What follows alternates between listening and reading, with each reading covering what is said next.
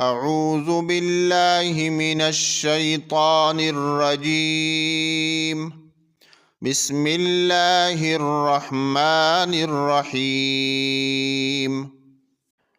وما كان لمؤمن أن يقتل مؤمنا إلا خطأ، ومن قتل مؤمنا خطأ فتحرير رقبة مؤمنة ودية مسلمة إلى أهله إلا أن يصدقوا، فإن كان من قوم عدو لكم وهو مؤمن فتحرير رقبة مؤمنة، وإن كان من قوم بينكم وبينهم ميثاق فدية مسلمة إلى أهله وتحرير رقبة مؤمنة، فمن لم يجد فصيام شهرين متتابعين توبة من الله، وكان الله عليما حكيما.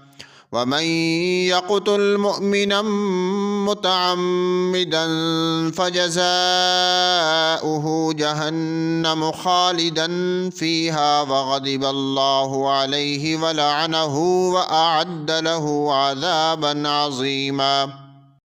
صدق الله العظيم.